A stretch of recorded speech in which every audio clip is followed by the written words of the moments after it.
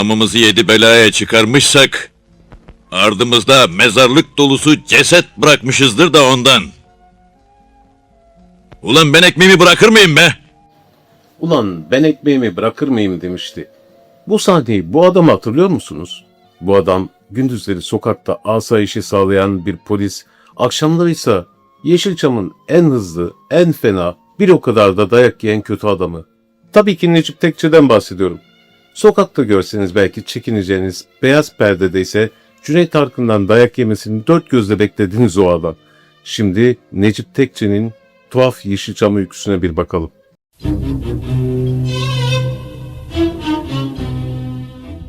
...1924 yılında İstanbul'un göbeğinde doğuyor Necip Tekçe. Ortaokul, lise derken hayat onu bambaşka bir yere, emniyet teşkilatına sürüklüyor. Bir dönem bildiğimiz polislik yapıyor bu adam. Ama kanında mı var yoksa kaderin bir cilvesi mi bilinmez, o disiplinli hayatı bırakıp sinemanın o tozlu, dumanlı ve belalı dünyasına adım atıyor. Üstelik öyle başrol olayım, jön olayım derdinde de değil. O 236 film boyunca kötülüğü, haraç kesmeyi, mahalleliyi canından bezdirmeyi meslek edinecek bir kariyerin fitilini ateşliyor. Şöyle bir gözünüzün önüne getirin. Kısa boylu, saçlar her daim jilet gibi arkaya taranmış ve o meşhur kalemle çizilmiş gibi duran ince bıyıkları. Yeşilçam'da kötü adam dediğin ya devasa olurdu ya da Necip Tekçe gibi tekinsiz. İlk olarak 1963 yapımı Sayın Bayan filmiyle giriyor bu dünyaya. Yanında kimler var dersiniz? Türkan Şoray, Hulusi Kentmen, Süleyman Turan, Öztürk Sengil ve Vahi Öz gibi unutulmaz oyuncular. Sinemanın devleriyle başlıyor yolculuğa ama o kendi yolunu, o ince bıyıklı kötü adam imajını çoktan çizmiş bile. Peki neden hep kötü adamdı bu adam? Hiç mi sevmedik onu? Aslında tam tersi.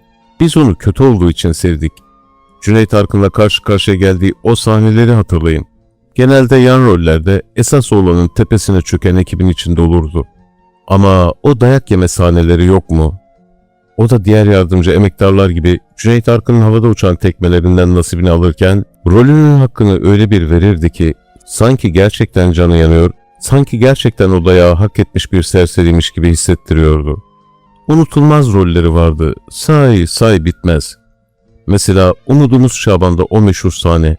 Gecekondu halkına gözdağı veriyor, bir yandan da pişkin pişkin "Ben demokrasi adamıyım" diyor. Ben demokrasi adamıyım. İtirazı olan açık etsin. Bugünkü manzara siz muhterem hemşerilerime ibret olur. Adı ne o filmde? Yedi Bela Recep. İşte Necip Tekçe'nin özeti budur. Hem bela, hem komik, hem de feci halde bizden biri. Abbasi Sultan'da Hasan bin Ayan oluyor, Cambaz Hanegülü Fadime'de haraç peşinde koşan Bahri. Hatta bazen karşımıza bir otelci, bazen bir boks menajeri, bazen de bir faytoncu kahyası olarak çıkıyor.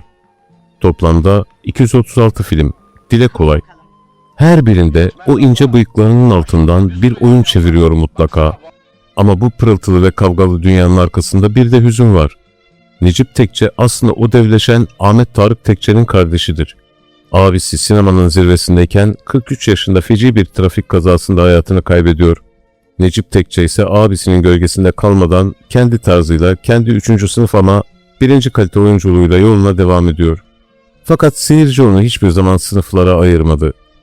Biz onu gördüğümüzde "Aha, yine bir işler çeviriyor bu ince bıyıklı" dedik ve ekranın karşısında kilitlendik. Sadece kötü adam mıydı peki? Hayır. Bazen bir komiser olup buğulu gözlerle karşımıza çıktı, bazen bir meyhaneci olup dert ortağı oldu. Ama o sert bakışların altındaki o oyuncu pırıltısı hiç sönmedi. En son 1989 yılında Cüneyt Arkın'la Polis Dosyası filminde gördük onu. Sanki başladığı yere polisliğe selam çakar gibi veda etti sinemaya. 25 Aralık 2004'te doğduğu şehir olan İstanbul'da sessizce gözlerini kapattı. Belki başrol değildi, belki ödül törenlerinde adı en başta okunmadı ama bugün Yeşilçam dediğimizde o ince bıyık, o yana taranmış saçlar ve o demokrasi adamıyım diyen pişkin gülüş hepimizin hafızasında çakılı duruyor. Bir zamanların polisi, sinemanın ise ebedi kötüsü Necip Tekçe. Bize o güzel filmlerde bıraktığın her bir tokat, her bir haraç sahnesi ve her bir kötü gülüş için eyvallah. Sen kötü adamdın ama bizler seni çok sevdik. Mekanın cennet olsun.